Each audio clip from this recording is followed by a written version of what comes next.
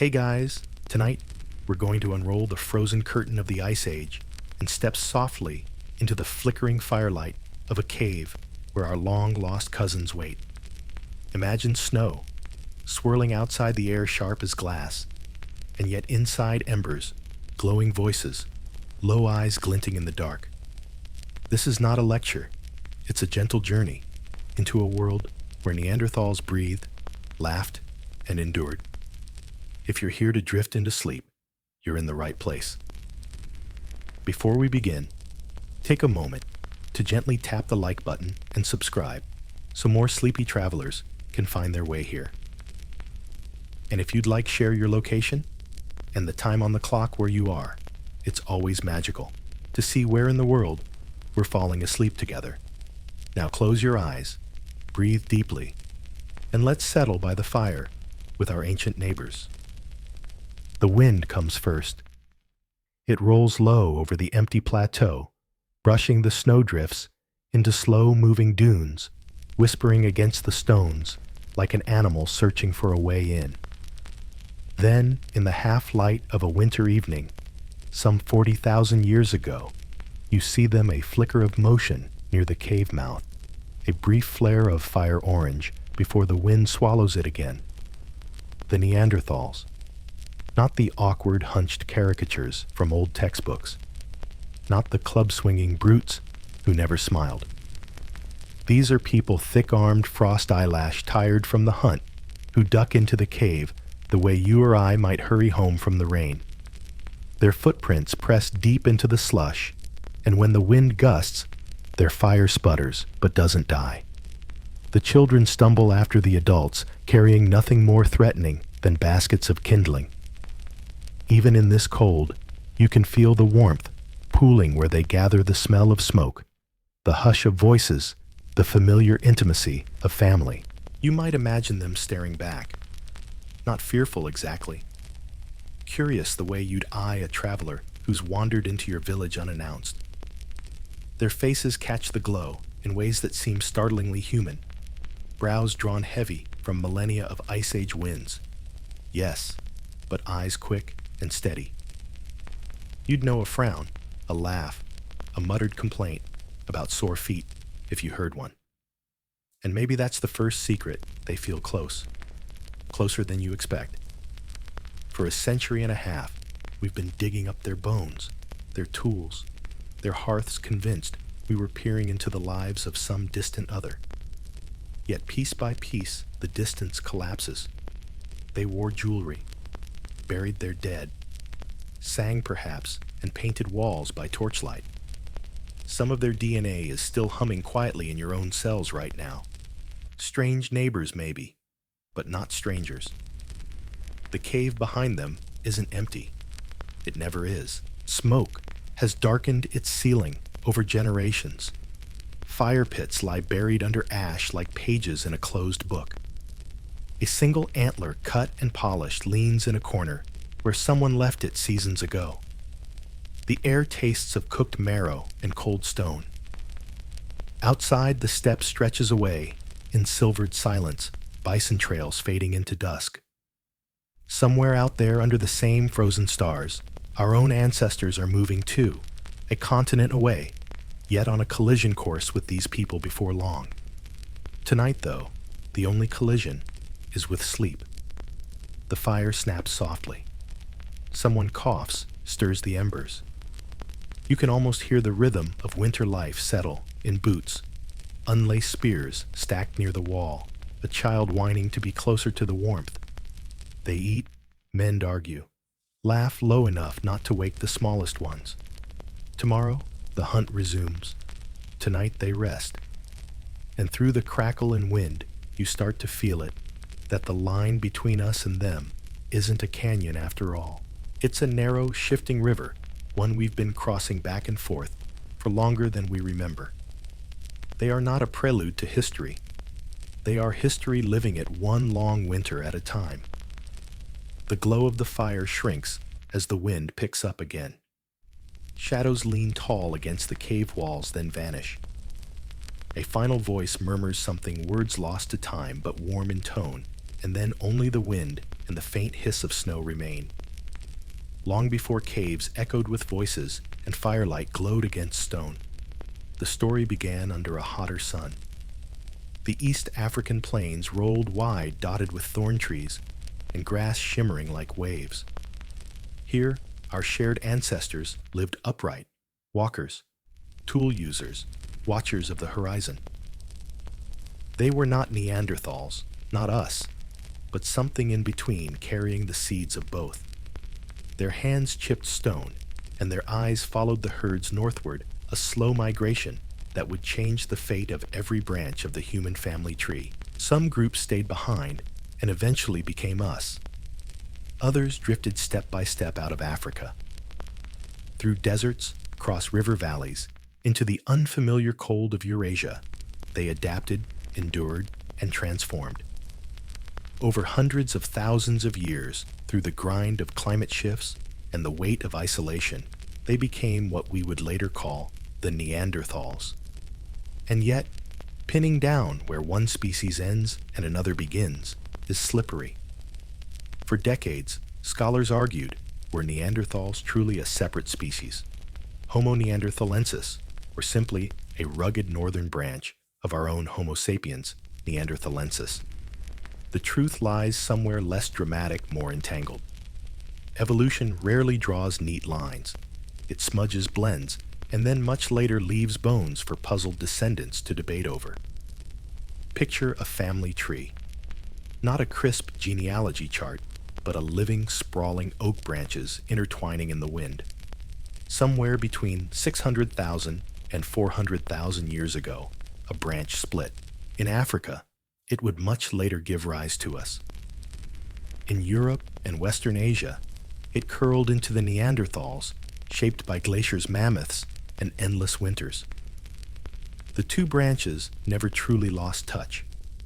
Every so often, their twigs brushed, exchanging genes, glances, perhaps even fireside stories. This sliding scale of intimacy means that when we speak of them, and us, we're really talking about cousins who sometimes quarreled, sometimes mingled, and sometimes simply ignored each other, as families often do. The irony. For all our obsession with tidy definitions, DNA now shows that the categories blur. The Neanderthals weren't aliens. They were close enough to love, fight, and raise children with our ancestors. So when you hear the word Neanderthal, don't imagine a museum label frozen in time. Imagine instead a dynamic branch of the human story, born of wandering ancestors, sculpted by ice and stone, always nearer to us than we guessed. The world around them was not a fixed stage, but a restless backdrop that shifted its scenery again and again. Imagine standing on a high ridge in Ice Age Europe and watching the horizon. One season, the land ripples with grass, dotted by red deer and wild horses. 1,000 years later, the same place lies under a crust of ice, the herds pushed far to the south. Then slowly, green returns, scrub willows first, then stands of birch, then pine and oak. For Neanderthals, this was not a distant geological abstraction. It was the tempo of their lives, the rhythm that set where they could camp, what they could hunt, and how they had to adapt. The Ice Age wasn't one endless deep freeze. It was more like a breathing cycle, glaciers, expanding, contracting, surging forward, then slinking back. Over hundreds of thousands of years, these pulses carved Europe into a patchwork of refugees and dead zones. When the ice surged, Neanderthal groups were squeezed southward into milder pockets, the Iberian Peninsula, the Balkans, the valleys of the Levant. When the climate softened, they crept back north, reclaiming plains and valleys, leaving behind a breadcrumb trail of hearths and stone flakes. You can think of it as a game of musical chairs that never stopped, except the chairs were whole ecosystems, and the music was written in wind and temperature. Close your eyes and imagine the sensory palette of that world. In summer, the air would smell of sage and steppe grasses buzzing with insects. Herds of bison kicked up dust, and long lines of mammoths trudged toward rivers glittering in the sun. In winter, the same ground turned to a vast white plain, silence broken only by the cracking of ice and the low bellow of an aurochs somewhere in the distance. For Neanderthals' memory of these changes wasn't an intellectual exercise, it was survival strategy. Grandparents told grandchildren where the herds had gone during the last cold snap, where flint could be found under the snow, where a sheltered gorge might still hold firewood. Knowledge was a living inheritance, not written, but spoken and acted out. Geography mattered as much as climate. Europe and Western Asia in Neanderthal times were latticed with rivers: the Rhine, the Danube, the Dniester arteries that shifted course with each glacial advance. To follow a herd meant knowing not just the land, but its moods, which ford would flood in spring, which valley turned into a wind tunnel in autumn. The mountains, Pyrenees, Carpathians, Caucasus, were not borders, but scaffolding. Valleys acted like funnels, drawing animals and hunters alike, while caves and limestone cliffs offered season after season of refuge. It's easy, when you look at a map today, to forget how alive those features were to people who had to read them as carefully as we read signs on a highway. For modern humans, weather is an inconvenience. For Neanderthals, weather was a command. Storms told them when to seek shelter, cold spells told them when to move camp, and sudden thaws might release rivers that carried off both prey and people. They were meteorologists of necessity. A bank of dark clouds rolling in from the west wasn't a backdrop, it was a decision point. Pack now, or risk the flood, chase the herd, or wait it out. Their lives were stitched into the fabric of climate in a way we can hardly imagine, insulated as we are by thermostats and roofs. And yet, for all that hardship, there was beauty. Imagine standing on the edge of a frozen lake at twilight. The ice glows pale blue under a fading sun. A group of Neanderthals huddle nearby firelight, flickering against their heavy cloaks of hide. Beyond them, the breath of mammoths rises like smoke in the cold air. To them, this wasn't a postcard. It was the backdrop of every story they told, every skill they honed. Their identity was braided with the land's moods, icy winds that sculpted their bodies, warm interludes that let them spread out again. Scientists today read those patterns in pollen cores' animal bones and the chemistry of stalagmites. Layers of sediment tell us that oak gave way to steppe grass, then returned centuries later. The bones of animals shift accordingly: red deer in one layer, cold-adapted reindeer in the next. To Neanderthals, these weren't data points. They were moving targets that demanded flexible strategies. If the reindeer herds marched south, they marched too. If red deer thrived in warmer forests, they adapted their hunts to thicker cover. That ability to pivot to adjust to the landscape's breathing kept them alive far longer than many people assume. Think of the imagination required to carry a mental map, not just of one valley, but of whole regions. Neanderthals knew where to find flint across dozens of kilometers, where rivers bent, where caves sheltered. A band might return to the same outcrop of stone every few years, passing down the route to children who hadn't even been born on the last visit. They lived in timescales larger than one lifetime, aware that the land itself had a memory and that they were its keepers. The great secret of these shifting maps is that they connect us more than they separate us.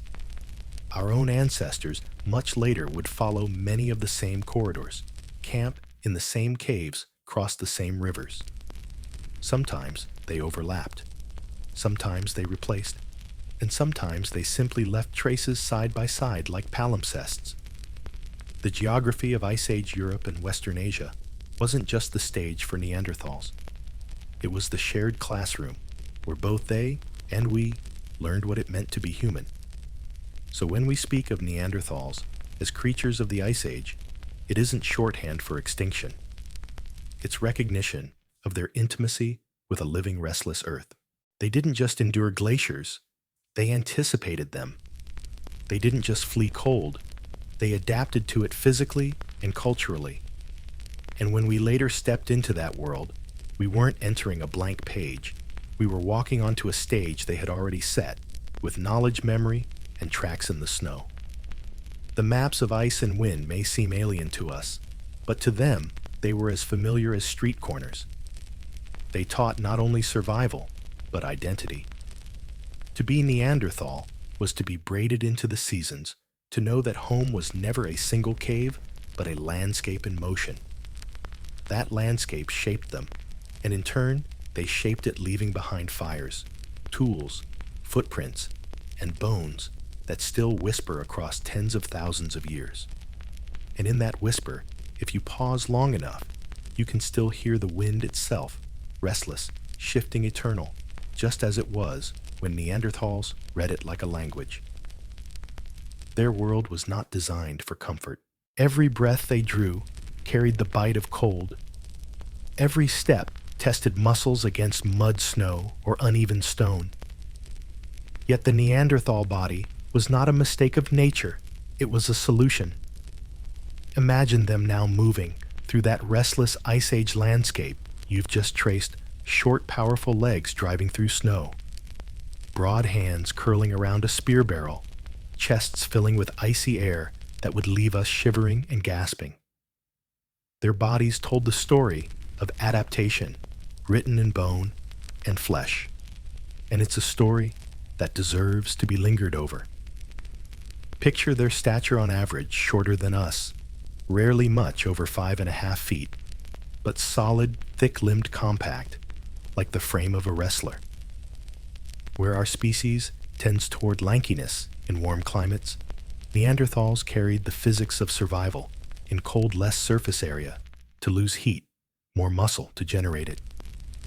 When the wind lashed across steppe and tundra, it met bodies that had become, in essence, walking furnaces. They didn't need to outrun the cold. They wore its answer in their very bones. The chest, wide and deep, offered room for large lungs, lungs that drank in air like bellows feeding a forge. Their ribs curved outward, and their diaphragms likely sat lower than ours, giving them a powerful respiratory engine. Breathing for them was not just survival, it was endurance. To chase a herd across miles of frozen plain required lungs that could keep pace with the hoofbeats. To survive winter storms meant warming every gasp of sub-zero air before it reached the blood. Move upward, and the face itself carries the climate's fingerprint. Their noses were broad and projecting, once thought brutish, now understood as clever design. A large nasal cavity isn't an accident. It acts like a biological heat exchanger, warming cold air before it hits the lungs, moistening dry air before it steals water from the body. Every inhale was filtered, tempered, adjusted by the architecture of their skull. What earlier anthropologists dismissed as crude features were in fact survival technologies as elegant as any invention. The brow ridges, those heavy arcs over the eyes, still stir debate. Were they structural reinforcements for a skull under strong chewing stress, a byproduct of evolutionary pathways? Or even in some theories, a visual signal giving Neanderthals distinctive facial expressions that helped them recognize one another in flickering firelight? Whatever their precise role, the brows lent a singular look to a Neanderthal face, one that might strike us as stern, but was likely no less expressive than our own. Imagine them frowning at a stubborn child, laughing at a campfire joke, or softening with concern over an injured companion. The architecture of their skull framed all those emotions in a style that was theirs alone. And then the teeth. Strong, heavily worn, sometimes chipped in ways that tell of more than eating. They may have been used as tools gripping hides, softening fibers, clamping down, while hands were busy scraping or twisting. Imagine your own mouth as a third hand, essential in a world without needles or scissors. Their jaws carried not just the work of chewing tough meat, but the memory of countless crafts and tasks. Shoulders wide, arms thick with muscle hands capable of astonishing precision. These were not clumsy grips. These were hands that struck stone flakes with surgical accuracy, hands that bound sinew into cord hands, that cradled children with tenderness. The myth of the clumsy brute dissolves quickly once you imagine a Neanderthal woman sitting by the fire deftly threading a cord through a piece of pierced shell, or a man adjusting the balance of a spear point with minute chips of stone. Muscle and finesse lived side by side in those broad hands. Legs were short but powerful, built for bursts of strength and stability on rough terrain. Picture them wading through snow to stalk a deer thighs, burning with effort but never faltering.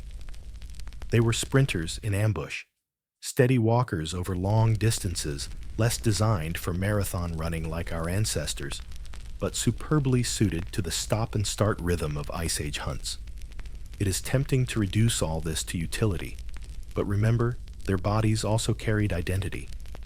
A Neanderthal, looking across the fire at another, would see not anomalies, but familiarity, a sense of shared form. To them, their proportions were the template of humanity. To us, they seem different, but only by degree. If one were dressed in modern clothes, their muscular frame would draw notice at a gym, not on a city street. The past whispers a reminder otherness often lies in the eye of the beholder. Humor finds its place here too. Think of their natural insulation as the Ice Age version of a puffy jacket, built in and always on hand. Picture them trudging through snow, beside our thinner ancestors who huddled miserably under stitched hides, while the Neanderthal shrugged, exhaling warm clouds, snug in evolution's coat. There's a touch of irony in realizing we pay for synthetic parkas to mimic what their genes had already provided. Their anatomy wasn't only for surviving, it was for thriving in landscapes that could have killed us. To sit by their fire would be to see bodies not grotesque, but graceful in context forms, honed for endurance, for power, for the subtle art of staying alive when the wind howled across empty plains. And in that shaping, in the breadth of rib and the grip of hand, lies a quiet message. The Neanderthal body was not a relic, but a solution, one that endured for hundreds of thousands of years. Far from being clumsy or primitive, they were an answer, written in flesh and bone, to the challenges of a cold, uncertain world. So when we look at their skeletons in glass cases today, let's imagine more than angles and measurements. Let's imagine the warmth of blood, the steadiness of stride, the way breath steamed in cold air. Let's remember that every rib and joint was part of a whole life running, carrying, crafting, embracing. A body built not for museums, but for living. Stone waits quietly until a human hand teaches it to speak. For Neanderthals, that language was flint-struck in sparks of rhythm, flakes flying off like shards of thought. Tools were not accidents. They were blueprints in stone, ideas held in calloused palms, repeated over and over until the method itself became a tradition stronger than memory. If you listen close enough, you can almost hear the percussion tap, rotate strike, flake like a heartbeat, echoing across hundreds of thousands of years. The Mousterian toolkit, as archaeologists call it, was their signature. It wasn't a random pile of sharp rocks. It was a carefully curated set of shapes, each carrying a purpose. Scrapers for working hides, notched flakes for cutting sinew points, for thrusting spears, burins for carving grooves. Each tool whispered of a task in daily life clothing, stitched from reindeer hide tents, secured with sharpened pegs, bones split to release marrow's rich calories. These were objects born of thought and anticipation, not mere reflex. Among the most elegant innovations was the levallois method. Imagine preparing a stone core, like setting a stage first, trimming it into a turtle shell shape, then carefully preparing the edges so one decisive strike could release a flake of predetermined size and form. It was geometry, choreography, and patience rolled into one. Unlike earlier stone tools, where each flake was a gamble, levallois was planned, proof that Neanderthals didn't just react to stone, they imagined outcomes in advance. A little like setting up a chessboard, already seeing 3 moves ahead. That foresight is what ties them to us most intimately.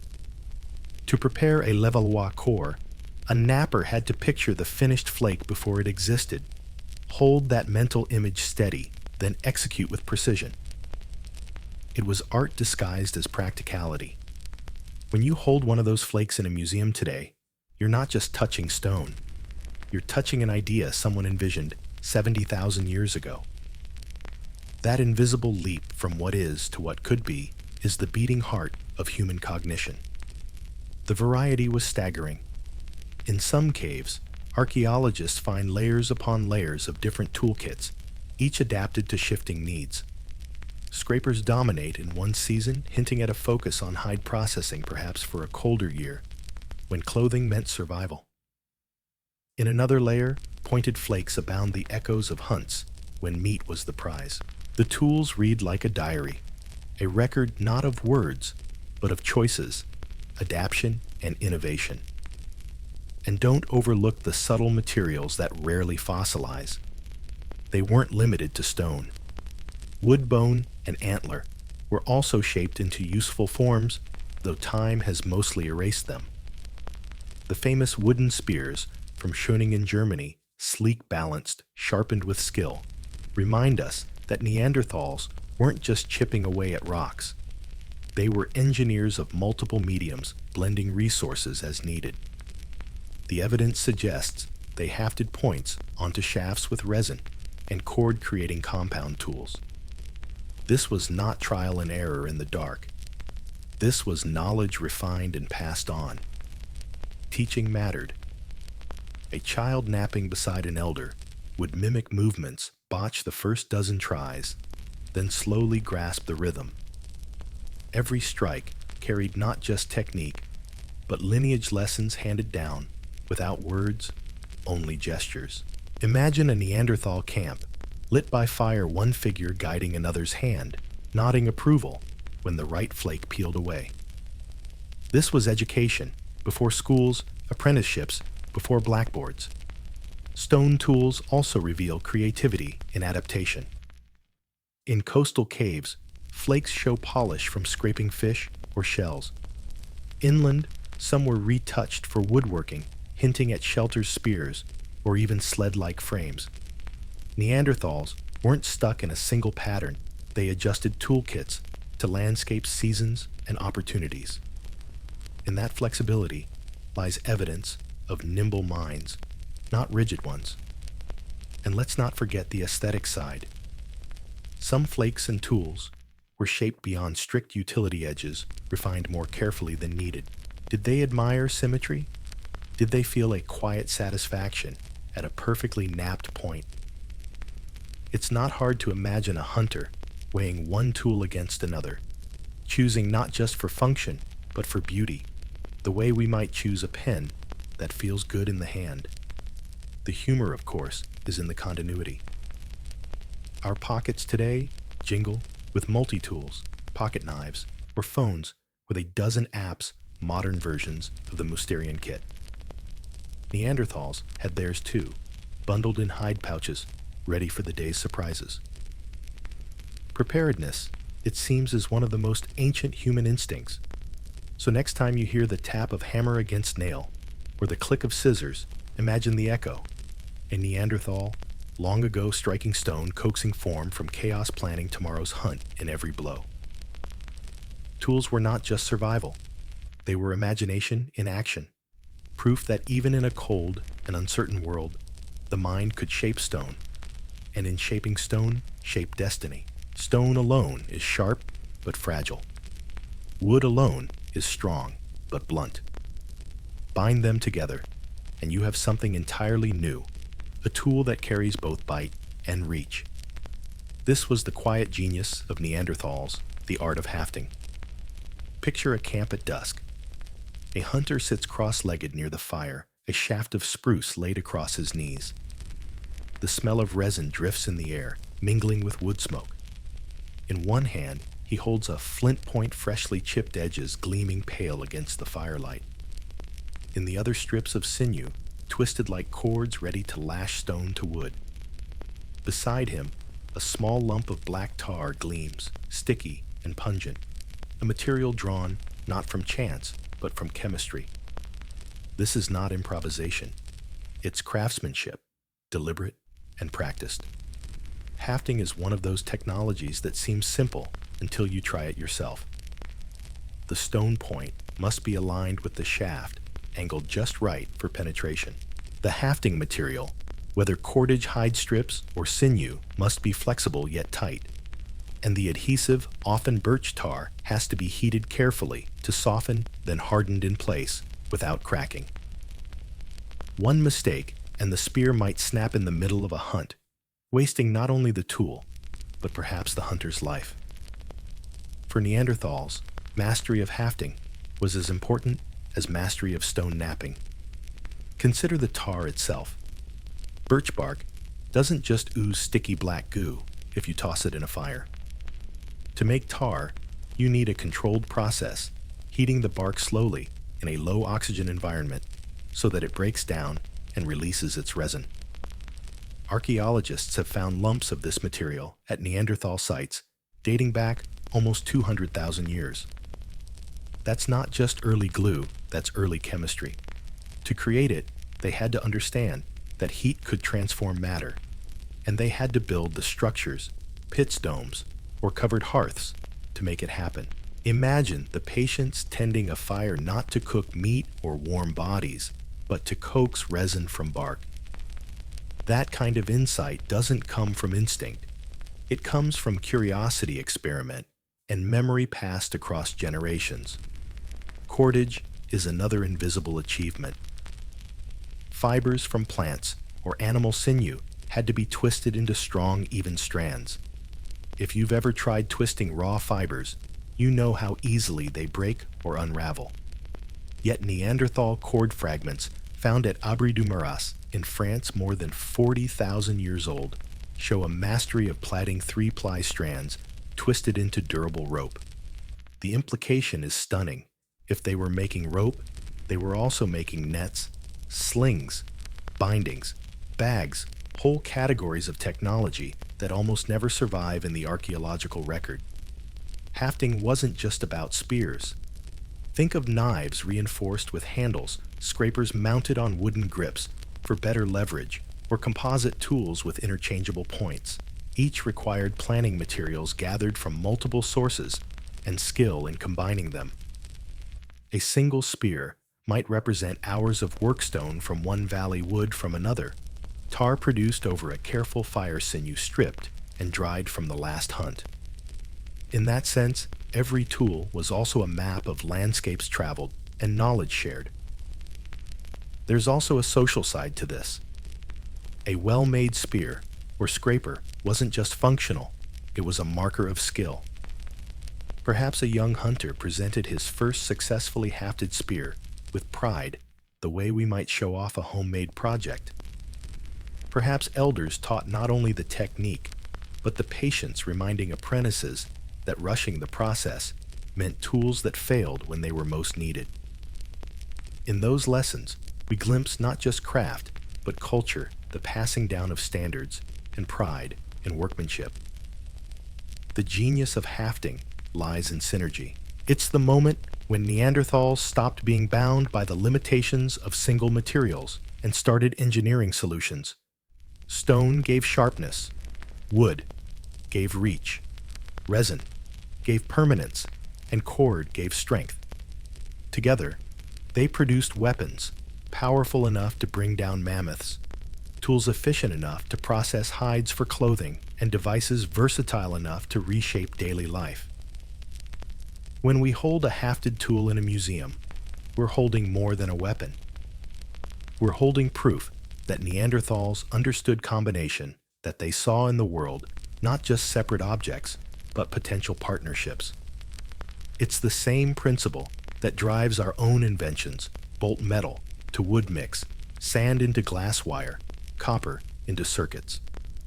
Innovation often begins when someone asks, "What happens if I put these two things together?" The secret in the glue, the twist of fiber, the patience in aligning stone and shaft. This is where we see Neanderthals at their most human. Their tools weren't just about survival. They were about vision foresight and the quiet art of making the world bend to their needs. The night is never fully dark when fire lives at the center of camp. Sparks leap and swirl like tiny stars, the smoke twists upward, and shadows perform their strange ballet against the walls of stone. For Neanderthals, fire was more than light. It was warmth, safety, a workshop, and a stage for stories. And yet the truth is, more complicated. Did they master fire as consistently as we imagine? Or was it sometimes a gift they tended when luck allowed? Let's settle by their hearth and watch. The hearth itself is simple, a shallow pit blackened with charcoal and ringed by stones. But from that circle radiates an entire world. Families gather close, pressing hides around their shoulders. Meat roasts on embers, fat dripping and sizzling, sending up a smell that cuts through the cold. Bones crack as marrow is extracted. Sparks sting fingers as they poke at the flames. Here is cuisine in its earliest form. Food transformed not just for nourishment, but for flavor, digestibility, and comfort. A cooked meal warms twice, once in the stomach, once in the soul. Archaeological traces tell us Neanderthals used fire across their range, but the pattern is uneven. In some caves, hearths appear in layer after layer, year after year, as reliable as any calendar. In others, the evidence thins. Did they always know how to spark fire from nothing? Or did they sometimes borrow flame from natural sources? Lightning strikes, wildfires, smoldering tree trunks, then nurse it as carefully as a child.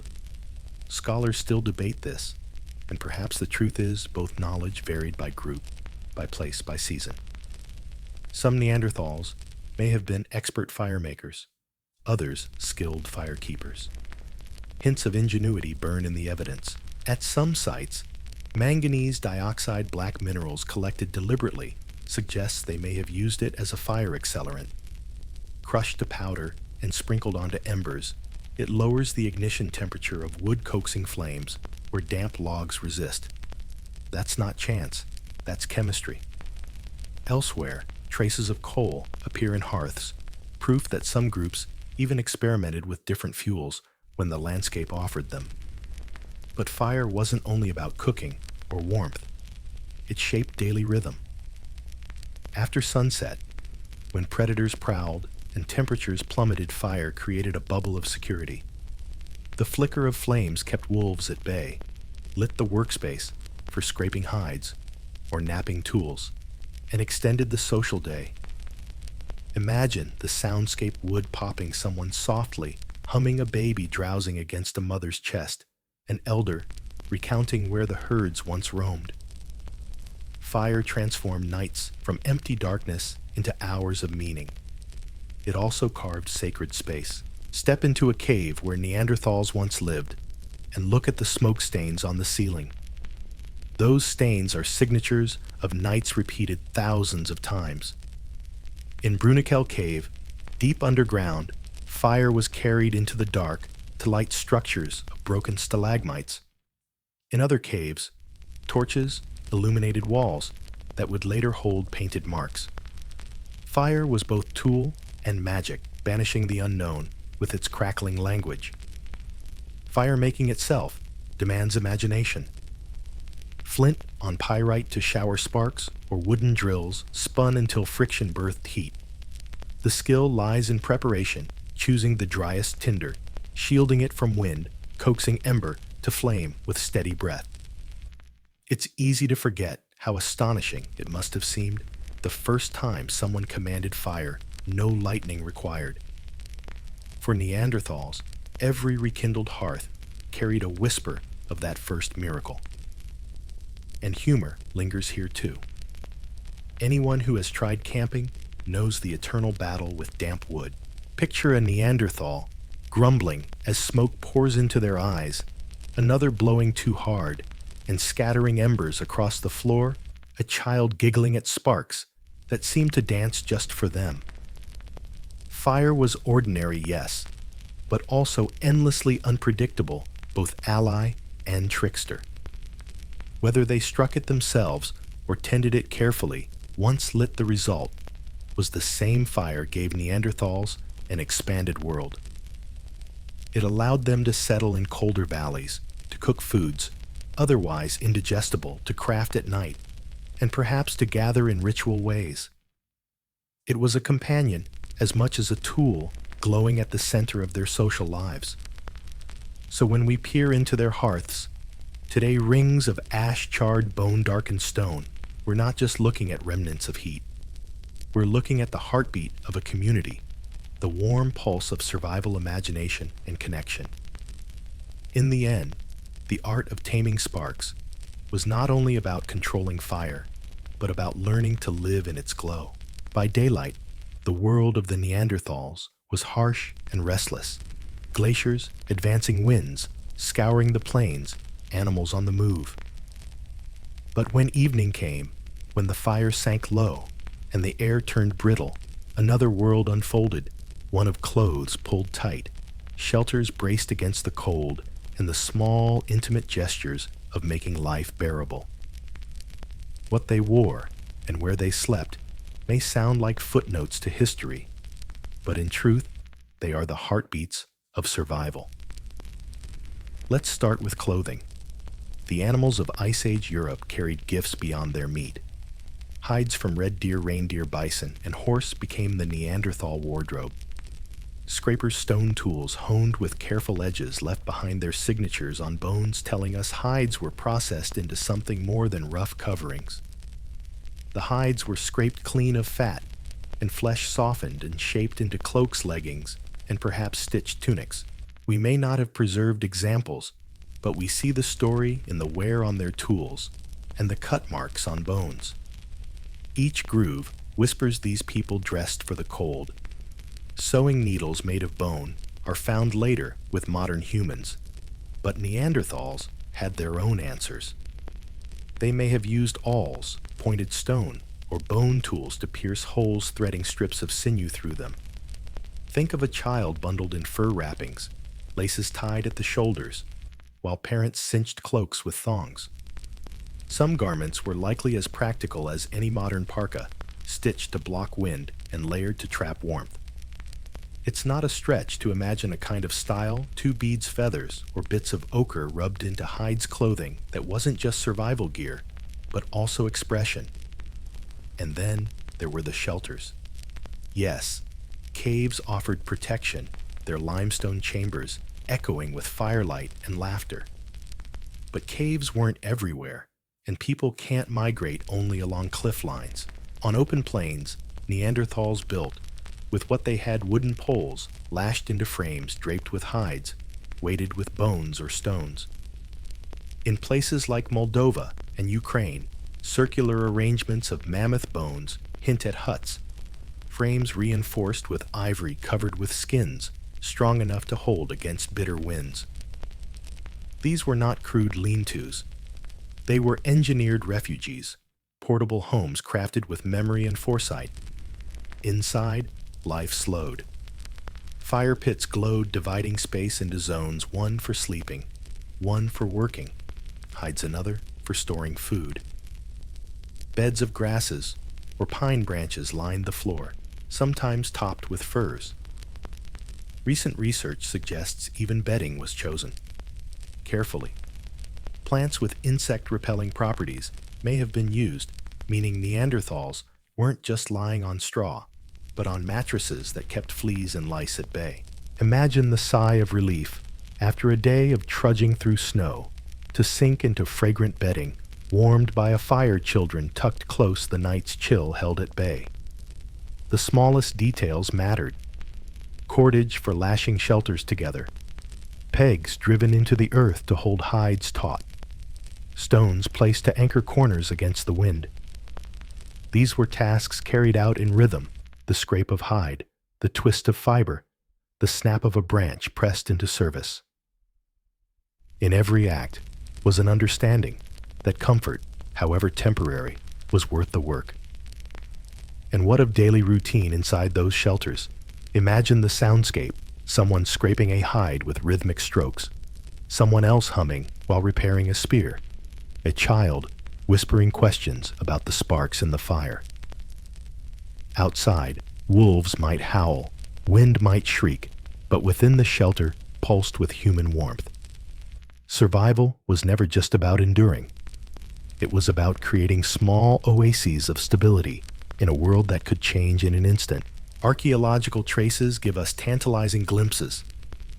Layers of ash show repeated use of hearths in the same spot, suggesting not just passing visits, but settled rhythms. Charred plant remains hint at more varied diets prepared in those spaces.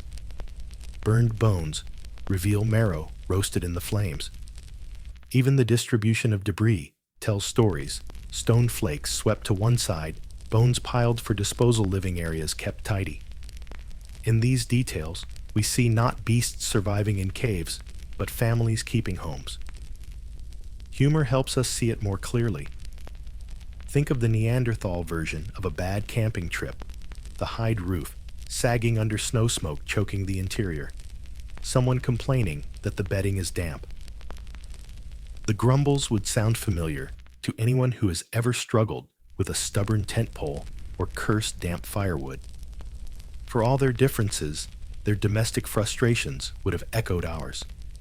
Yet there is tenderness here too. Clothing stitched to fit a child's small body, bedding arranged so the old and frail could lie closest to the warmth, extra hides kept ready for nights when the cold sank deep. These choices were not luxuries, they were signs of care. Neanderthals understood that survival meant more than the hunt. It meant protecting one another against the long, relentless winters. So when you picture them now, don't imagine shaggy brutes squatting in bare caves. Picture figures cloaked in furs, shelters rising against the snowbeds, layered with fragrant pine.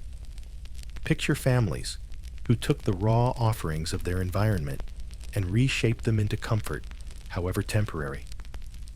What they wore and where they slept were more than necessities.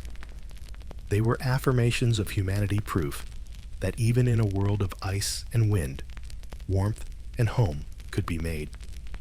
A hush falls over the camp, the fire dimming when the real work begins: the planning of the hunt.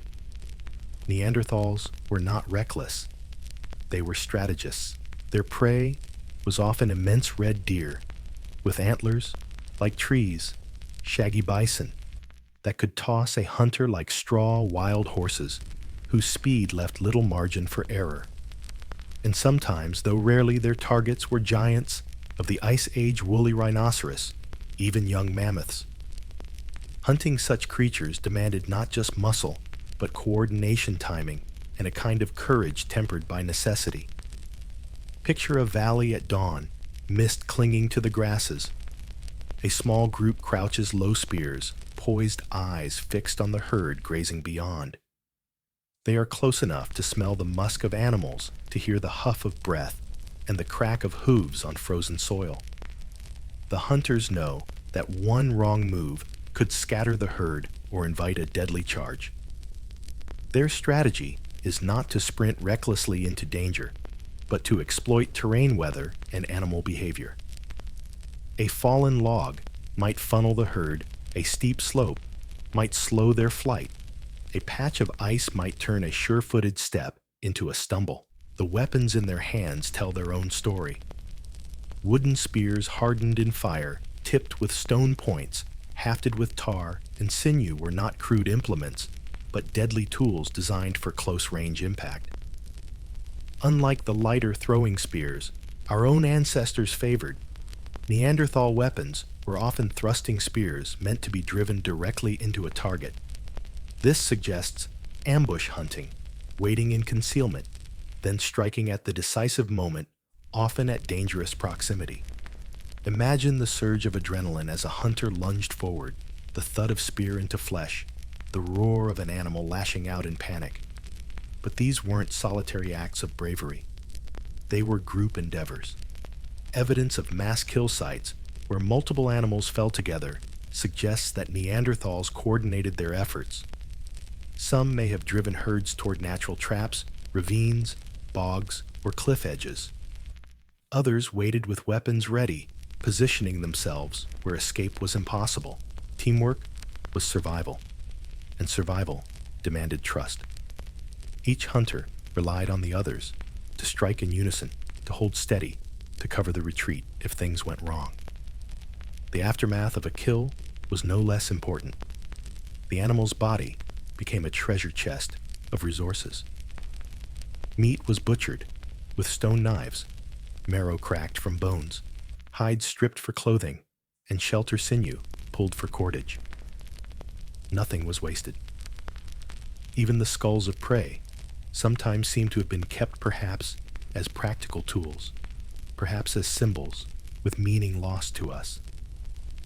Around the fire, the butchery was not a grim task, but a communal one, filled with the chatter of children, the rhythm of scraping tools, and the satisfaction of abundance after scarcity. Archaeology gives us tantalizing glimpses of these hunts. At sites like La Côte de Saint-Brelade in Jersey, piles of mammoth bones suggest that whole herds were driven off cliffs. Elsewhere, cut marks on animal bones reveal butchery with practiced precision. And wooden spears, found at Schöning in Germany, show balance and craftsmanship, designed for throwing as well as thrusting, proving that Neanderthals understood the aerodynamics of their tools long before textbooks gave names to the physics. Imagine the sensory flood of a successful hunt, the metallic tang of blood in the air, the steam rising from warm carcasses in the cold, the triumphant cries of hunters who knew that their families would eat well for weeks. For them, meat was not just food. It was survival insurance against the long winter. Each successful kill was a reprieve from hunger, a victory over a landscape that tested them daily. Yet as with everything, there was risk. Bones of Neanderthals show healed injuries, consistent with close encounters with large prey fractures, broken ribs, damaged skulls. They hunted in ways that placed them within reach of hooves and horns. Their bodies carried the scars of their strategies, but also the proof of resilience they healed, they endured. They returned to the hunt again and again. There is a certain humility in realizing how much of their lives hinged on cooperation. No one hunter could have faced a bison herd alone. No family could have hauled home a mammoth carcass without help. The hunt was a social act, binding groups together, shaping their rhythms, teaching their children courage, patience, and skill. Around the fire, stories of past hunts must have been retold, victories, celebrated losses, mourned lessons carved into memory as deeply as cut marks into bone. So when you think of Neanderthals as hunters, don't imagine lonely figures chasing prey across empty plains.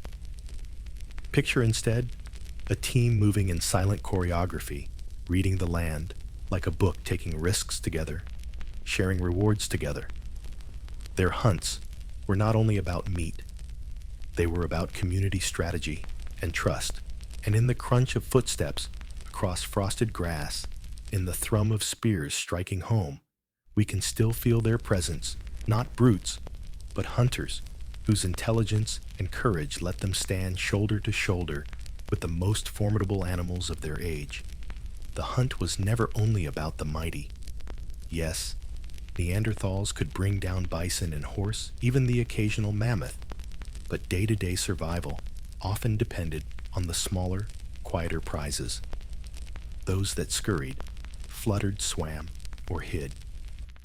The overlooked meals of rabbits, birds, shellfish, and fish filled in the gaps, and in those choices, we see minds flexible enough to use whatever the land and sea offered. Imagine a winter day, when the larger herds have wandered south. Hunger nudges the camp into new strategies. Along a riverbank, someone kneels peering into the clear, frigid water. A sharpened stick hovers, then thrusts, and with a splash, a fish is pulled free, flapping silver against the air. In coastal caves, hands reach into tide pools, prying limpets and mussels from rocks their shells later found cracked and blackened from roasting. Archaeologists have uncovered layers of burned shell in Iberian sites, proof that Neanderthals did not hesitate to wade into surf and salt spray for supper. Birds, too, left their trace. Talons of eagles and feathers of vultures found with cut marks suggest not just food, but perhaps adornment. A child might have gnawed on roasted pigeon, while an elder, more symbolically minded, kept a talon strung as decoration. Small prey provided not only calories, but opportunities for ingenuity, nets, traps, and snares that rarely survive in the archaeological record, but whisper their presence through the bones of rabbits and hares with cut marks. What's striking is the adaptability. In one season, a cave's refuse might be thick with reindeer bones, the next with fish scales or bird bones. This shows a flexibility that contradicts the old stereotype of Neanderthals as unimaginative specialists. They could be opportunists, shifting diet as landscapes demanded. In Iberia, they exploited shellfish. In interior valleys, they gathered wild plant seeds or nuts. In riverside camps, they feasted on trout. If we trace the chemistry in their bones, it tells a story of variety, not monotony. Humor lurks here too. Think of a Neanderthal father returning proudly, not with a mammoth haunch, but with a basket of mussels. Perhaps his children teased him just as ours might tease someone bringing home salad instead of steak. Yet in lean times, those mussels meant survival, the difference between hunger and a full belly. Flexibility, not bravado, was often the true secret of endurance. And sometimes, these meals carried echoes of the extraordinary. Burned nutshells suggest fire-cracked acorns, bitter yes, but edible with patience. Charred seeds imply experimental foraging testing, what plants could be coaxed into food. Even honeycombs may have been rated a sweet prize worth the stings. These glimpses suggest a palate broader than we once thought, a willingness to experiment that edges close to curiosity, even cuisine. But it wasn't only about filling stomachs. Some of the small things had symbolic weight. Bird feathers carefully plucked may have decorated clothing. Shells pierced for stringing could be worn as beads, signaling identity or group. A rabbit snare wasn't only dinner, it was knowledge of the land's subtler gifts. Through these details, Neanderthals emerged not as blunt hunters, but as full-spectrum foragers, capable of creativity in the small as well as the grand.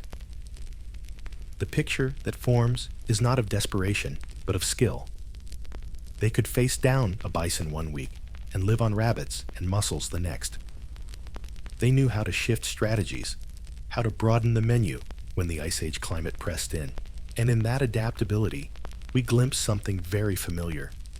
The human knack for never letting the cupboard stay empty, for seeing possibility where others see scarcity.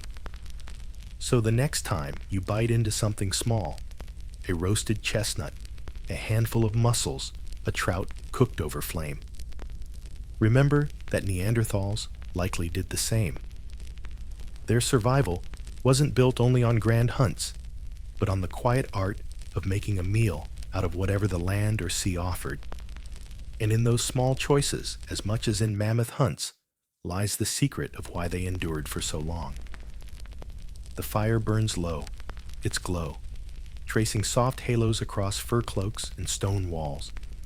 And in that circle of warmth, you can glimpse the most ordinary yet most profound parts of Neanderthal life. Not the hunts, not the tools, but the rhythms of family children toddling in the dust. elders coughing softly as they sit close to the embers, the quiet weaving of lives strung together by care. If you want to know who they truly were, you have to linger here, in the fragile span between birth and death, where love and labor braided themselves into survival. Imagine a newborn in winter, wrapped tightly in reindeer hide, cradled against its mother's chest as she hums low to soothe it. Around her, the group bends to tasks that matter, scraping hides, mending spears, keeping the fire fed. The infant is not just her child, it belongs to the group. Older siblings bring water, a grandmother passes on advice, a young uncle makes faces to coax a laugh. Survival was collective, and every child carried the weight of the group's hope into the uncertain future. Childhood was short, but not joyless. Tiny stone flakes have been found in places where children must have sat, copying elders' movements, learning to strike rock on rock to shape the beginnings of tools. Some flakes are clumsy, wasteful, their angles wrong, but they are the scribbles of a child practicing the alphabet of survival. You can almost hear the gentle correction, the quiet chuckle of a father taking the stone back into his hands, showing the move again. Play and practice blurred together. Through imitation, children stepped into the patterns that kept their families alive. Elders mattered just as much. Skeletal remains tell us of Neanderthals, who lived with crippling injuries, arthritis, even blindness. Yet they endured long past the point of being able to hunt. This means they were fed, tended, sheltered, proof that the group valued wisdom and presence as much as muscle. Around the fire, an elder could teach the memory of landscapes, the tricks of weather, the signs of game trails. Knowledge stored in frail bodies was too precious to abandon. A limping elder eyes, clouded, but voice strong, might be as vital as any hunter, guiding the band to safety in a shifting land. And then there were moments of tenderness we can only guess at. Was there laughter when children splashed in summer rivers? Were lullabies sung to restless babies? Did lovers sneak away to sit together at dusk, watching herds graze under a pinking sky?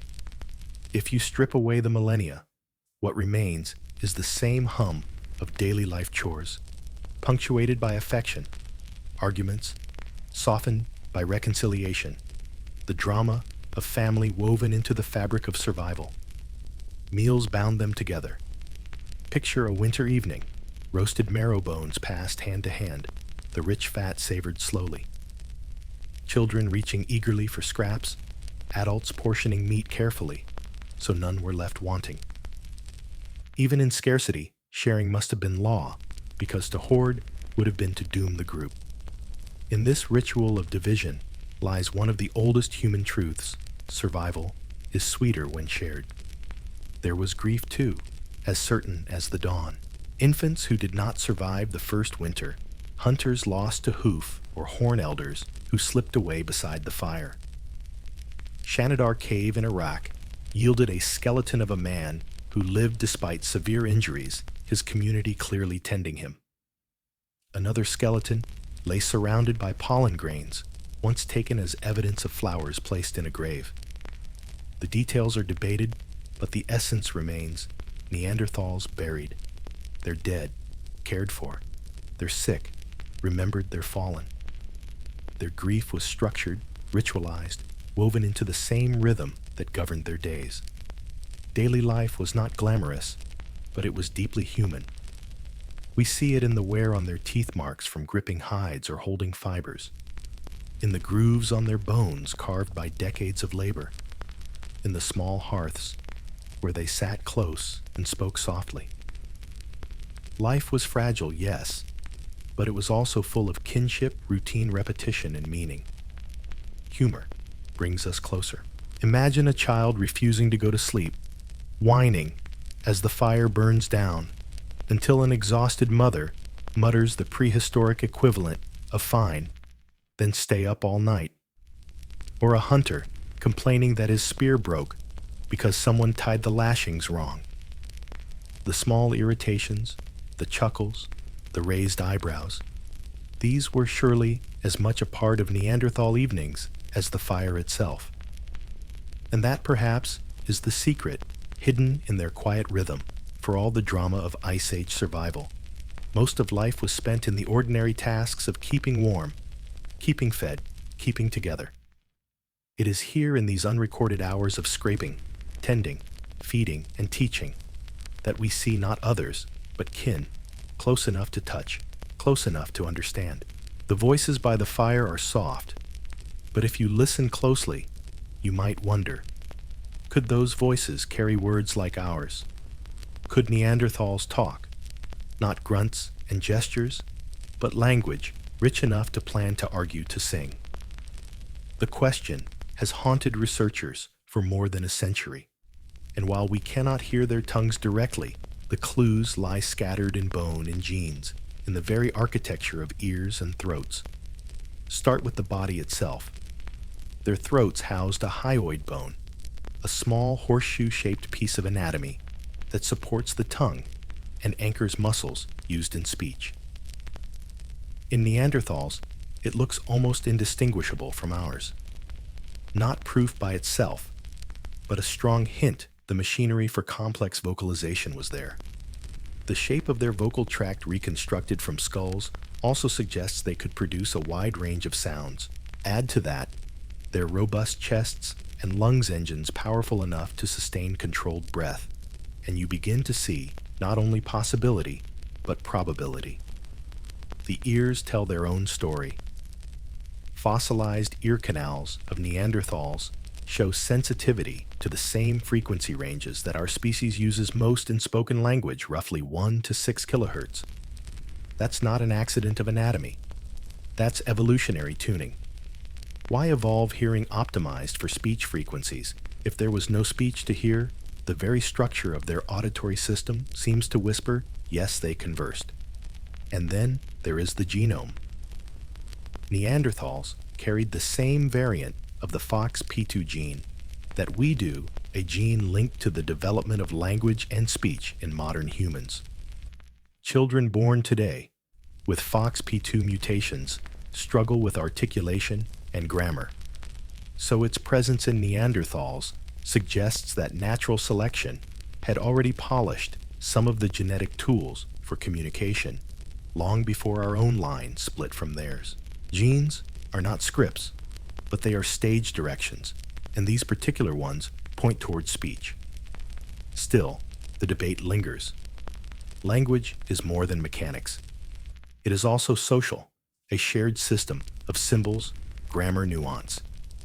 Did Neanderthals gossip by the fire, tell jokes, sing lullabies? Or did they rely mostly on gestures with vocalizations more limited closer to songbirds than to Shakespeare? We cannot be certain, but the circumstantial evidence tilts heavily toward richness. The coordination required for hunts, the teaching of tool-making, the care of sick and young, all of these demand communication far beyond pointing and grunting. Try explaining how to make birch tar, or coordinate a group ambush of bison without language. The thought itself feels absurd. Perhaps their language sounded different, more nasal, more guttural, maybe flavored by their anatomy. Imagine a chorus of voices echoing in a cave, words shaped by heavy brows and broad noses. Would we recognize them as human speech? Almost certainly. Would we understand the words? Not a chance. The rhythm of their sentences, the melody of their emphasis might sound alien, but the emotional undercurrents, anger, laughter, tenderness, would feel instantly familiar. And then comes the most haunting possibility. What if they sang music requires breath control, pitch memory, all skills they possessed? Some archaeologists point to the so-called Neanderthal flute, a cave bear femur pierced with holes possibly by human hands. The debate is fierce instrument or accident of gnawing, but the idea lingers. Imagine Neanderthals humming lullabies to children, or chanting together before a hunt. If you've ever sat around a campfire and felt the pull of song, you know how natural it feels. Why should they be any different? Language also leaves its mark in social memory. The evidence of symbolic behavior. Ochre markings. Eagle talons used as ornaments. Possible cave art hints at minds fluent in abstraction. Symbols are nothing without words to carry them. A talon necklace means something only if a group agrees it has meaning. An agreement requires communication. Perhaps their words weren't as tangled and poetic as ours, but they likely had terms for kin, for prey, for places, for weather, for emotions. Words that tethered memory to the present, so lessons could outlive the moment.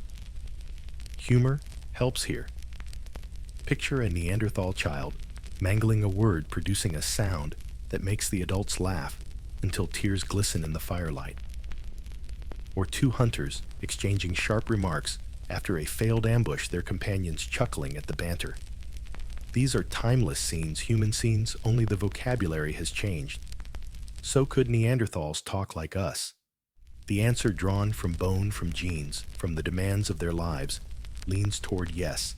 Their words are lost, their stories silent, but the traces of their capacity remain in every skull, in every genome, in every tool that required explanation to make. They were not mute shadows. They were voices once carried on breath, warmed by fire, echoing across stone walls, fading into the Ice Age night. The flicker of a torch reveals more than stone walls, it reveals imagination. Deep in caves, away from daylight, Neanderthals left behind traces that challenge every stereotype we've ever had of them. Symbols, pigments, curiosities carefully chosen.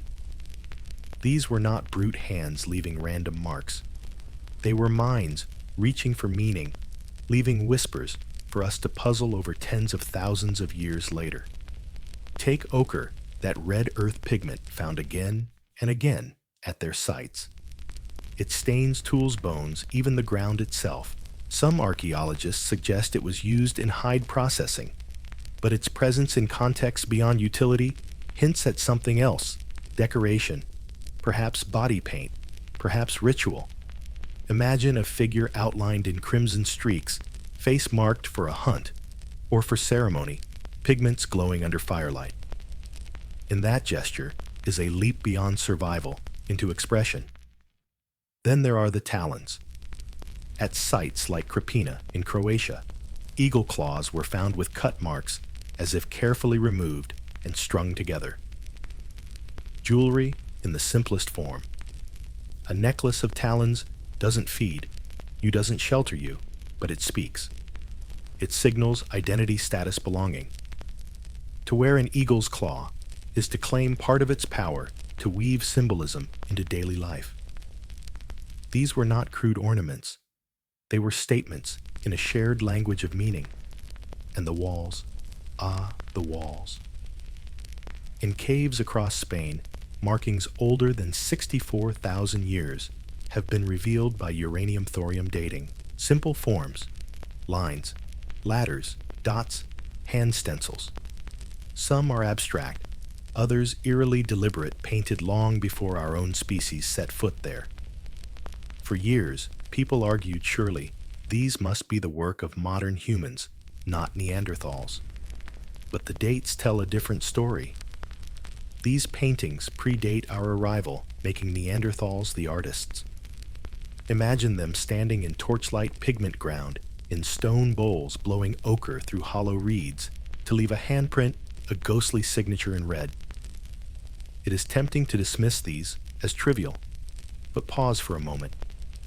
A hand stencil is not just a shape. It is a declaration I was here. A mark made not for immediate survival, but for memory, for presence, for future eyes. What impulse drives a person to reach for that kind of permanence? The same impulse that drives us to write names on walls, carve initials in wood-post photographs online.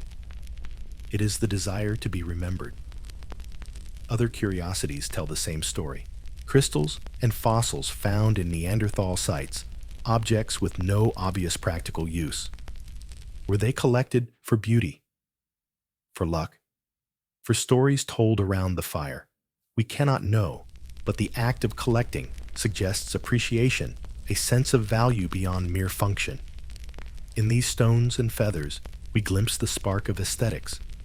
Imagine the torchlit silence in which these acts occurred.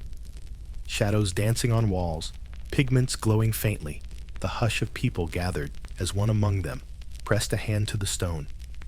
Perhaps there was chanting. Perhaps there was laughter. Perhaps only a thoughtful quiet, the recognition that something larger than survival was taking place. And it was not always public. Some markings lie deep in caves, where light barely reaches, where reaching them would have taken effort crawling through narrow passages. This is not the behavior of people leaving casual graffiti. It is purposeful, deliberate. To go into the dark and leave symbols, there is to engage with mystery, with the unknown. It suggests not only creativity, but spirituality, the beginnings of myth.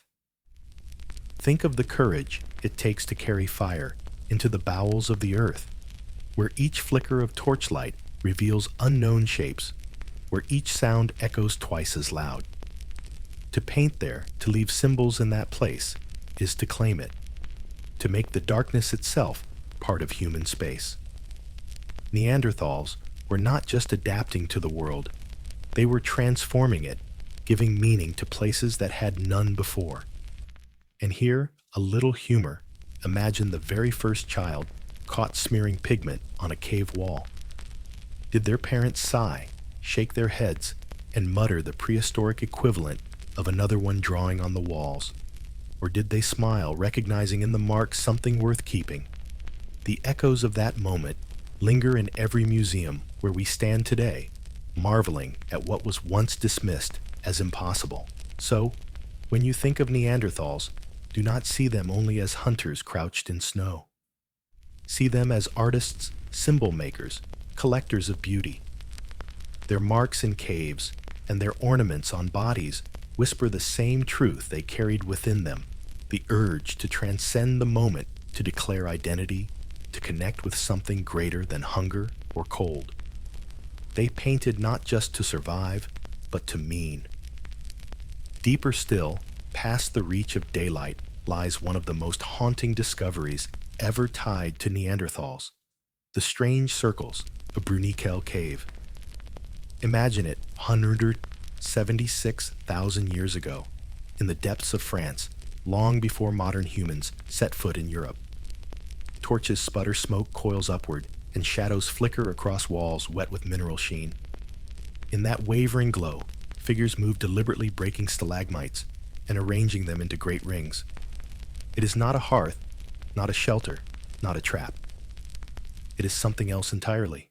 Archaeologists found them only recently, roughly 400 fragments of stalagmites, broken, transported, and stacked into two circular structures some 6 meters across.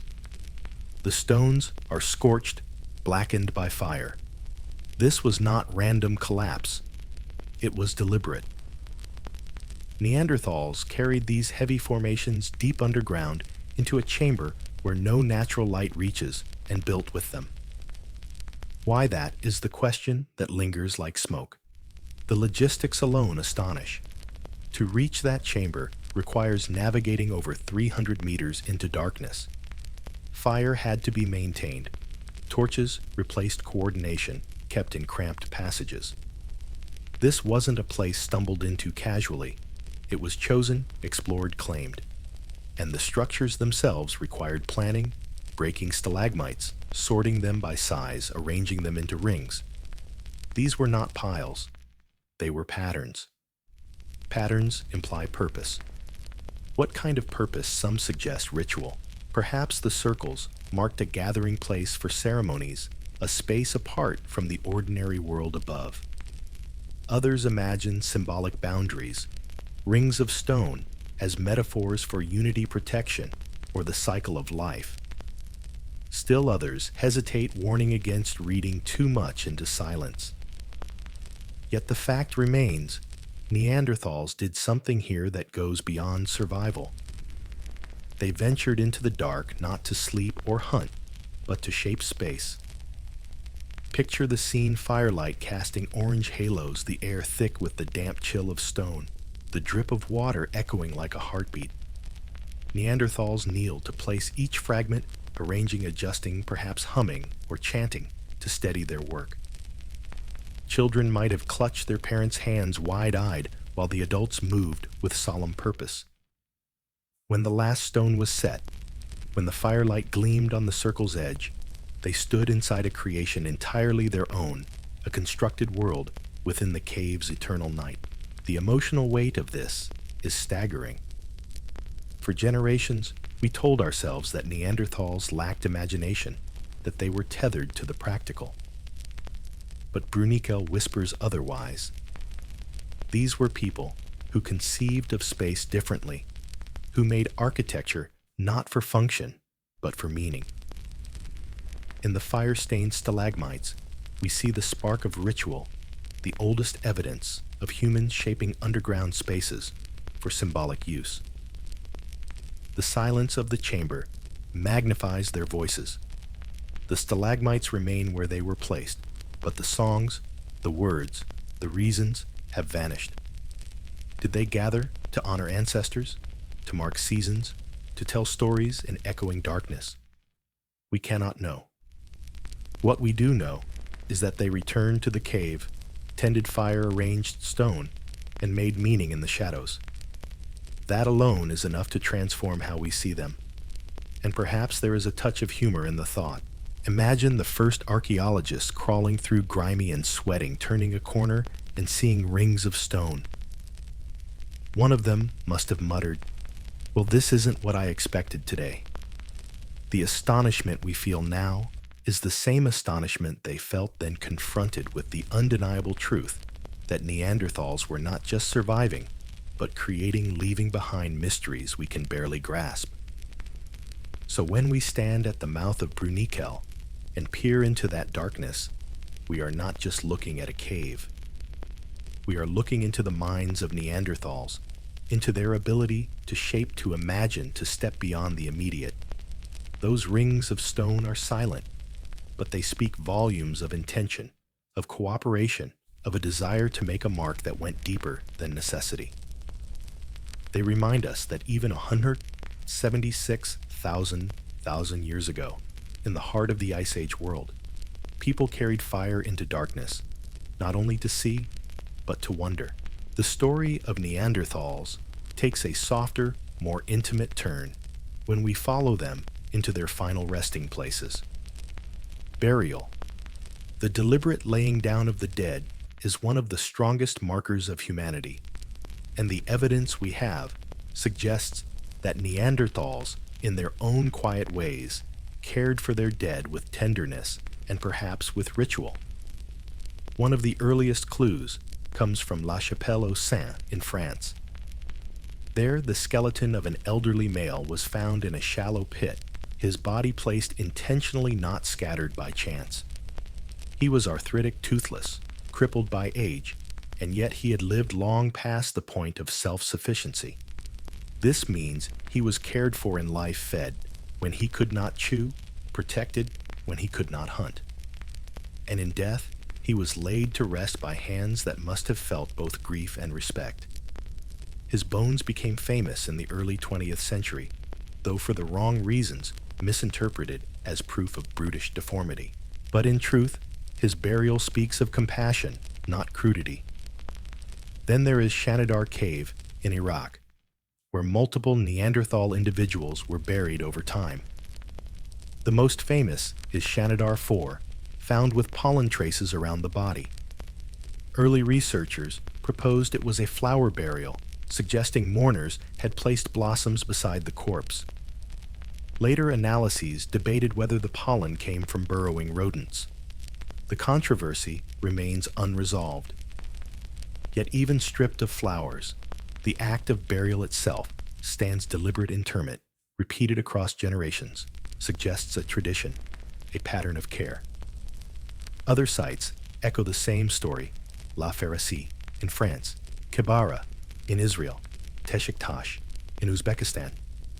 Again and again, skeletons appear in positions and contexts that point to intentional placement. These were not accidental deaths in caves.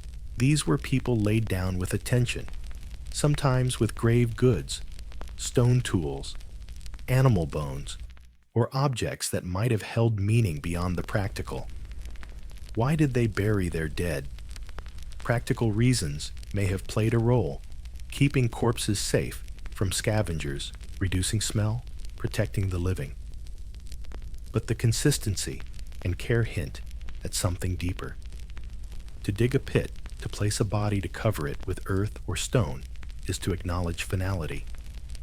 It is to mark the moment when a person's breath has ended and their place shifts from the circle of the living to the memory of the group. Imagine the scene: a group gathered at the mouth of a cave, the fire casting long shadows as they dig. The body is prepared wrapped in hides, perhaps adorned with pigment or ornaments. Children stand close, clutching the hands of their elders, sensing the gravity of the moment. Voices murmur low, not in idle chatter, but in words chosen with care. When the pit is filled, when the earth is smoothed over, silence follows, a silence heavy with meaning.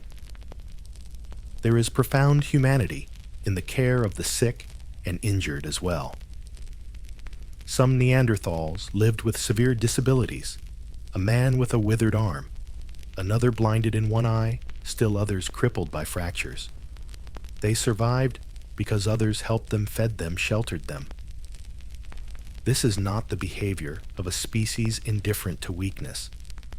It is the behavior of kin who recognized value in every life, even those unable to contribute to the hunt. Compassion was not a luxury. It was a cornerstone of survival. And here, too, humor peeks through the solemnity. Picture a toothless elder at the fire gumming at marrow, while younger companions teased him gently, perhaps offering soft scraps of meat. Care can carry affection as well as duty, and it is easy to imagine warmth in those interactions and unspoken acknowledgement that everyone someday grows old. The burials remind us that Neanderthals were not shadows in history. They grieved, they remembered, they honored. Their rituals, however simple, speak of an inner life that bridged survival and meaning. And in that bridge lies a truth. To bury the dead is to see them not just as bodies, but as people whose presence lingers even after breath is gone. So when we uncover their graves today, we are not only finding bones, we are uncovering gestures of love repeated in soil and stone, gestures that make them kin across the chasm of time. They were not merely hunters and toolmakers. They were mourners, caretakers, and keepers of memory. The quiet bond between us and Neanderthals becomes clearest when we imagine the moment we finally met. For hundreds of thousands of years, their world was theirs alone. Glaciers and forests, hearths and hunts, families gathered under skins and stone. Then somewhere, between 50 and 60,000 years ago, another kind of human stepped across their horizon. Us. The stage for this meeting was the Levant, that ancient corridor of migration, where Africa leans into Asia. Here the fossils and tools of both species overlap like footprints in damp earth. In caves such as Kibara and Amud, Neanderthal families once lived. In nearby layers, traces of our own ancestors appear. The timeline is tangled with evidence of our brief arrivals in Europe and Asia as early as 54,000 years ago. Imagine a valley where for a few decades both groups hunted the same herds, drank from the same river, perhaps even passed each other on forest trails. What happened in those encounters? The answer is not a single story, but a spectrum. Sometimes there may have been wary distance, each group watching the smoke of the other's fires from a ridge, deciding not to approach. Sometimes competition, a herd driven away. A cave disputed tools left abandoned after a clash. And sometimes Undeniably, intimacy bodies close enough to leave behind children who carried both legacies in their veins. Archaeology hints at cultural exchanges. In some regions, Neanderthals began making tools more like ours, adopting blade technology that suggests imitation or collaboration. In others, ornaments and pigments appear echoing the symbolic practices we associate with our species. Was this influence rivalry or simply parallel invention? It may have been all three, depending on the place and the year. The line between their ideas and our ideas blurs into shared sparks carried across encounters. But it wasn't a meeting of equals in numbers. Modern humans expanded rapidly, wave after wave, pushing outward from Africa. Neanderthal groups were smaller, more isolated, their populations scattered like campfires across a vast, cold land. To them, we must have seemed endless strangers arriving again and again, speaking with strange rhythms, carrying new tools, moving in larger groups. Imagine the unease of watching unfamiliar hunters drive herds differently, sing different songs, laugh at different jokes. Curiosity may have mingled with suspicion, attraction with fear. And yet love, or at least desire, bridged the gap. Genetic evidence shows that interbreeding was not rare or incidental. In fact, it happened multiple times across different regions, leaving Neanderthal DNA woven into the genome of nearly everyone outside Africa today. That means some meetings ended not in violence or avoidance, but in shared nights by the fire children born with mixed inheritance, living proof that the boundary between us and them was porous. The emotional picture is complex. Think of two neighboring villages today eyeing each other with both rivalry and kinship. Sometimes alliances form, sometimes feuds, sometimes marriages. For Neanderthals and our ancestors, it was the same neighborliness played out across millennia against the backdrop of an Ice Age world. If there is humor in this ancient drama, it lies in imagining the first awkward conversation. A Neanderthal hunter and a Homo sapiens traveler meeting at a riverbank, neither quite understanding the other's words, yet both pointing at fish swimming in the current. Perhaps they laughed at the absurdity gestures carrying meaning where speech failed. Human connection, after all, rarely waits for perfect translation. When we finally spread deep into Europe, the encounters grew more frequent, the overlap more intense. Some caves show alternating layers, Neanderthal hearths, then ours, then theirs again, like neighbors trading leases on the same shelter. The evidence suggests a dance of proximity, sometimes sharing, sometimes replacing, always aware of one another, and in that awareness lies the truth. Our meeting was not the story of strangers colliding, but of cousins rediscovering each other after a long separation. We did not stumble upon aliens. We found kin, different, yes, shaped by another land and another time, but close enough to speak, to love, to learn from. So when we think of that first encounter, let's not imagine only conflict or conquest. Let's imagine also curiosity eyes meeting across a clearing, wondering not just who are they, but what does this mean for us? The answer, written in DNA and in the soil of caves, is that it meant everything. When we speak of Neanderthals, the conversation eventually turns to us, not because they vanish, but because they remain inside us. Our genomes, quietly humming in every cell, carry their echoes like a background melody you don't notice until you listen for it. And once you do, you realize how much of them still lingers in our blood. The story was confirmed only in the last 2 decades. As ancient DNA was coaxed from fossil bones, it revealed a surprise: people outside Africa carry between 1 and 2% Neanderthal DNA. That may sound small, But across billions of letters in our genome, it amounts to thousands of fragments. These fragments aren't random noise. Some affect how we fight disease, how our skin responds to sunlight, even how our bodies react to altitude or cold. Take immunity, for example. Certain Neanderthal genes strengthen our defenses against pathogens handy in Ice Age Europe, where new microbes waited in every pool and carcass. Some variants helped us fight viruses more effectively. But the gift came with a price. Other Neanderthal alleles have been linked to modern autoimmune conditions, where the immune system turns its vigilance against the body itself. Protection and risk bound together carried forward across millennia. Skin and hair tell their own tale. Some Neanderthal DNA contributes to pigmentation, possibly giving early modern humans in Eurasia lighter skin tones better suited for northern latitudes.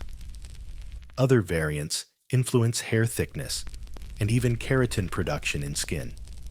Imagine your fingernails, your hair strands, your calluses carrying faint whispers of Neanderthal adaptation sculpted by climates long gone. Metabolism, too, carries their imprint. Genes affecting fat storage, blood sugar regulation, and even how our bodies respond to diet trace back to them. In a world of feast and famine, these traits were survival tools. In today's world of supermarkets and sedentary lives, they can tip us toward diabetes or obesity. Our lifestyles have changed faster than our genes could shed their Ice Age baggage. And then there is the headline grabber, the COVID-19 connection. Some stretches of DNA inherited from Neanderthals increased risk of severe disease. Others offered protection. It was as though their immune strategies honed for ancient pathogens resurfaced unexpectedly in the 21st century, their relevance undimmed. One of the most striking discoveries was a child nicknamed Denisova, 11, found in a Siberian cave. Her DNA revealed she was the daughter of a Neanderthal mother and a Denisovan father, proof that these archaic populations intermingled freely. If Neanderthals blended with Denisovans and with us, then the family tree is less a tidy diagram than a tangled braid. And yet in that braid, we see kinship made literal. The echoes go beyond biology. There is a poetic irony in the fact that some of our vulnerabilities, our allergies, even our mental health, may carry Neanderthal fingerprints. Some genetic variants linked to mood regulation and circadian rhythms trace back to them. Perhaps their adaptations to long winters and shifting daylight cycles ripple still in our struggles with insomnia or seasonal depression. It's not just muscle and bone that linger, it's the subtle shaping of mind and body by Ice Age nights. But let's not make it sound like a curse. These fragments are also resilience evidence of survival through interconnection. Without Neanderthal DNA, early humans might have faced harsher odds against the cold and disease of Eurasia. By mingling, we gained tools for survival. And though they disappeared as a distinct group, part of them endures in us, turning every one of us into walking archives of their legacy. There's humor in this too. Next time someone calls you a Neanderthal as an insult, you can smile and say, "You're right, and so are you." Because unless your ancestry is strictly sub-Saharan African, you carry pieces of them in your own body. What was once thought to separate us now literally unites us. In the end, their genetic legacy is not a footnote. It is a reminder that extinction does not always mean erasure. Neanderthals are gone as a people, but alive as fragments woven into our skin, our cells, our stories. Every breath you take, every beat of your heart, carries echoes of their long winter nights and firelit days. Extinction is a heavy word. It sounds abrupt, final, like a door slammed shut. But the fading of the Neanderthals was neither sudden nor simple. It was a slow unraveling, stretched across thousands of years, a soft dimming of fires, rather than a single night of silence. To To understand why we have to step into that long twilight and listen to the many causes overlapping like whispers in a storm. First, their numbers. Neanderthals lived in small groups scattered across a vast and unforgiving landscape. Even at their peak, their entire population across Europe and Western Asia may have been fewer than $100,000 a number, smaller than many modern towns. Small populations mean fragility, a bad winter, a series of poor hunts, an outbreak of disease, and a group could vanish, leaving no one to carry its memory forward. Genetic studies suggest inbreeding was common, another sign of low numbers. Imagine whole valleys inhabited by just a few families, the gene pool shrinking like water in a cracked jar. Then the climate. The Ice Age was no steady freeze. It was a roller coaster of warming and cooling, sometimes shifting within a single lifetime. Glaciers advanced, retreated, advanced again. Forests became plains, then forests once more. Neanderthals were masters of adaptation, but constant whiplash takes its toll. A strategy honed for reindeer herds might collapse when the herds wandered elsewhere. A shelter built for cold might feel useless when rains flooded the valley. Flexibility has limits, and the climate pressed those limits harder with every swing. And then we arrived.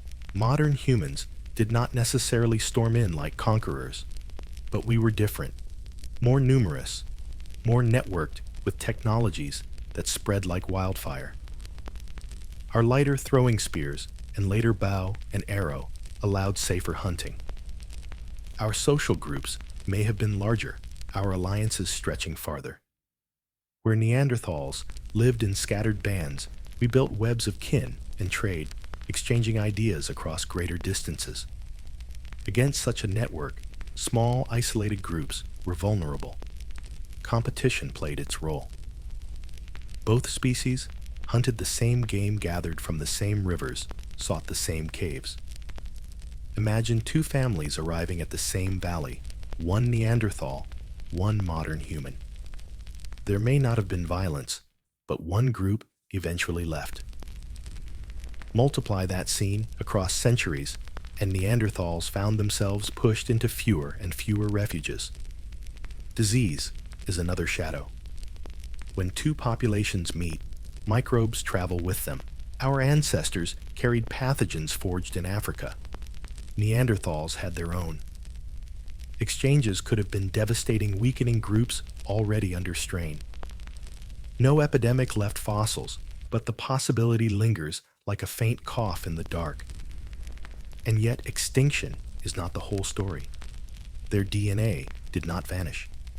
As we've seen, pieces of Neanderthals live on in most of us. In a way, they were not erased, but absorbed, folded into a larger human story. Their culture, too, may have left traces, techniques, symbols, habits that mingled with ours until the line between theirs and ours blurred. Picture the last Neanderthal campfires. Perhaps they burned in Iberian valleys, where the species seems to have lingered longest, around 40,000 years ago. A small group watching herds pass by, their numbers too few to replace what was lost. They might not have understood they were the last. Extinction rarely announces itself. It is noticed only in hindsight. To them, life went on as always, hunting, cooking, caring for children. Then one by one, fires went out. There is poignancy here, but also resilience. Neanderthals endured for hundreds of thousands of years, surviving longer than our own species has so far. Their disappearance was not failure. It was the outcome of forces vast and intertwined: climate, demography, competition, chance. If anything, their persistence for so long is a testament to their strength. And here, a touch of humor. If a Neanderthal could step into our world today, they might shake their head at our anxieties. We lasted 300,000 years, they could say. You've barely passed $200,000. Call us when you've matched our record. The joke, half serious, reminds us that endurance, not disappearance, is the larger part of their story. So when we speak of why they faded, let us not speak in tones of tragedy alone. Let us remember that they thrived in lands of ice and fire-endured climate chaos, built tools, cared for one another, and left part of themselves in us. Their twilight was long, but their presence lingers still in our genes, in our imaginations, in the lessons of resilience they left behind. Though the last of their campfires dimmed more than 40 millennia ago, Neanderthals never truly disappeared. They live on inside us, quiet passengers in our genomes, influencing our health, our appearance, even the way our bodies respond to the world. To speak of their legacy is to look inward, to recognize that traces of their Ice Age lives still whisper in our veins. Start with the immune system, that ancient battleground. Genetic studies show that many immune-related genes in non-African populations trace directly to Neanderthals. These variants helped early modern humans adapt quickly to pathogens in Eurasia, an inheritance from cousins already seasoned by millennia of northern climates. Some of those same variants still shape us today. They can boost resistance to certain viruses, but they also raise the risk of autoimmune disorders where vigilance turns inward. In our bodies, Neanderthal genes remain double-edged swords. Skin and hair carry their echoes too. Certain variants affect pigmentation, contributing to lighter skin tones that better absorb sunlight in dim northern latitudes. Others tweak hair texture or keratin production changes that may have protected Neanderthals from cold, dry air. Even freckles and skin sensitivity to sunlight have been linked to their DNA. Each strand of hair, each patch of skin, is a canvas painted partly by them. Metabolism is another arena. Some Neanderthal alleles influence how we store fat or regulate blood sugar traits that once guarded against famine. In the modern world, where calories are abundant and winters are mild, these same traits can nudge us toward obesity or diabetes. The adaptations of survival become the vulnerabilities of plenty. The respiratory system also hums with their presence. Certain Neanderthal variants shape how our bodies respond to altitude, cold, or smoky air. They may have conferred endurance in rugged, thin-aired valleys, gifts we still carry when we climb mountains today. In a sense, their lungs still breathe through ours. And then there is the strange twist of the pandemic. Studies during COVID-19 revealed that some Neanderthal DNA increased vulnerability to severe disease, while other segments provided protection. Across continents, the ghost of their immune adaptations tilted outcomes in ways no one could have predicted. It was as if Neanderthals, absent for tens of thousands of years, had quietly stepped back onto the stage of history. But legacy is not only physical, it is symbolic. Every time we discover evidence of their art, their care, their burials, we add depth to our own story. Their persistence across hundreds of millennia reminds us that endurance, not dominance, is the true test of a species. Their creativity, haunting circles in Brunico Cave, ochre handprints on stone, shows that imagination was not our invention alone. They remind us that meaning-making is ancient, older than words shared across branches of the human tree. There's humor in this inheritance as well. When someone jokingly calls you a Neanderthal, you can reply with scientific certainty, "Thank you. I've got about 2% in me, and it's doing fine." The insult dissolves into irony, for what was once meant to belittle now binds us together. We are all in part Neanderthals, walking through the modern world. Their legacy is also a mirror.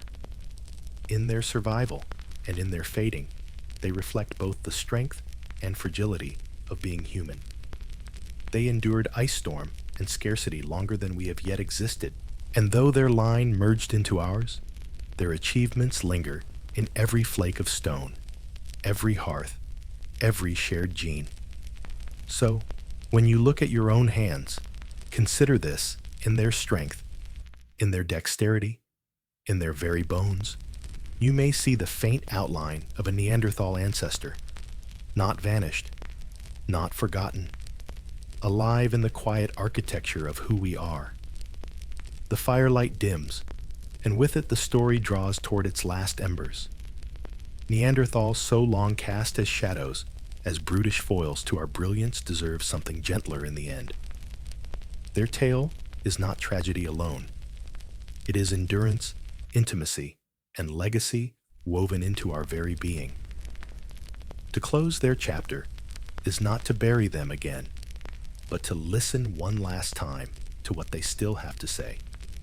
Picture the final camps in Iberia, where the winds off the Atlantic carried salt into the air. A handful of families huddled close, their voices low, their laughter mingling with the hiss of waves beyond the dunes. They do not know they are the last. No one ever does.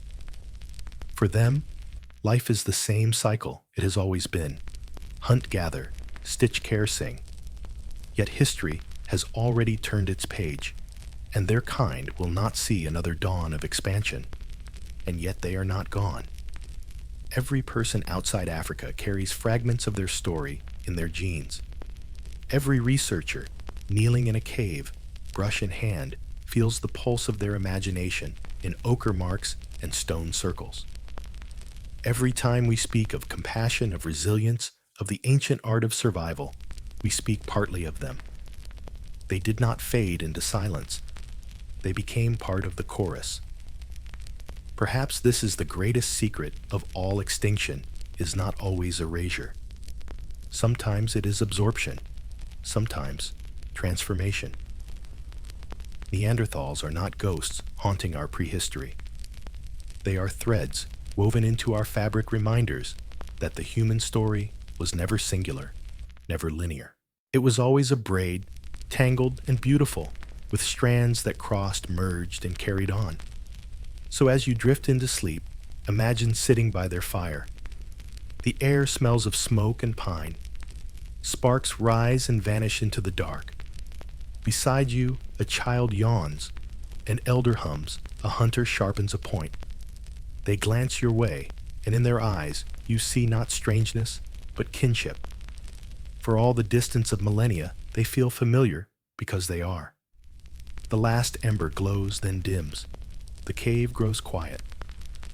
Outside, the wind carries on indifferent and eternal.